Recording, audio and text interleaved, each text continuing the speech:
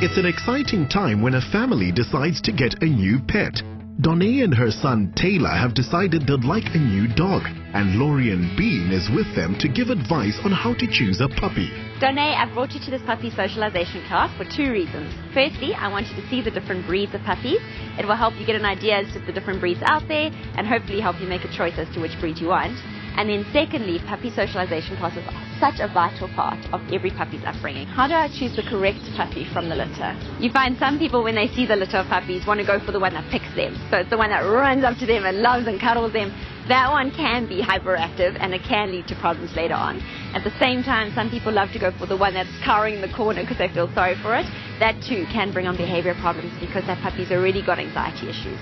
So best bet is to go for one that is confident, looking in charge, looking like he's happy in his space, but not over the top excitable. How do we choose the healthy puppy from the litter? Look, obviously you can't do a full clinical exam on that puppy, but it's good to look for a puppy that's a nice, decent weight. So you don't want to be seeing a skin and bones puppy. You want them to have clear eyes, you don't want any discharges on the face, clear nose, breathing nicely. Puppies tend to go to the toilet often, so you can see. You want a puppy that's got a nice solid stool. Just a puppy that you can see is energetic, full of energy, full of life, and healthy looking. Your household must be prepared, so become knowledgeable on what your puppy will require in its first few weeks at home before you purchase or adopt. Can puppies within the same litter differ from one another? There are certain traits that you're going to find in a breed. So certain breeds are known for certain behaviors. But a lot of the behavior you see in a puppy is individual. So while you might be looking for a specific trait, one puppy in that litter might show that trait and another puppy not.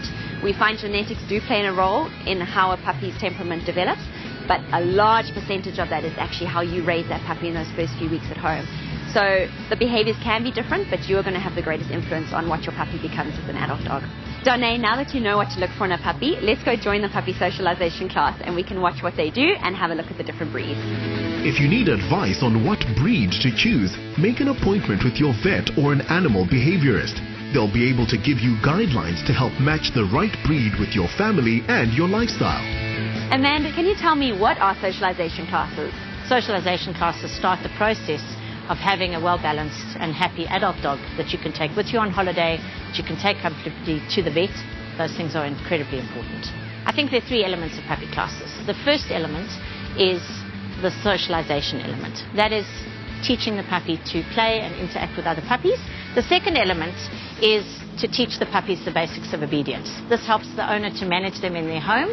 So sit, stay, down, those kind of commands we want to cover in puppy class as well. The third element is to help the owners to manage the puppy at home. And that means teaching them how to cope with biting, the house training element, those kind of things should be covered as well.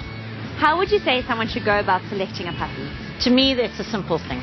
You need to decide what your expectations are of the dog as an adult before you make a choice. Don't choose a dog based on how good looking they are or what breed that you like. Choose them on what you expect from them.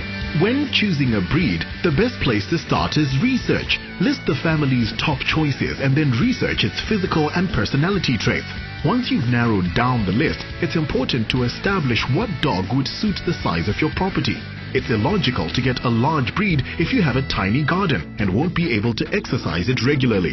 Donnay, now that you know what to look for in a puppy, the importance of puppy socialization classes, I'd suggest you go home and as a family, look at the breeds that you like, both from a physical appearance and from a temperament, and choose one that's going to match you and your family best.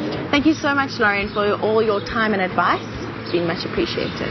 Any pet can be a wonderful companion, so start off on the right foot and it'll be a rewarding and comforting relationship you'll all enjoy.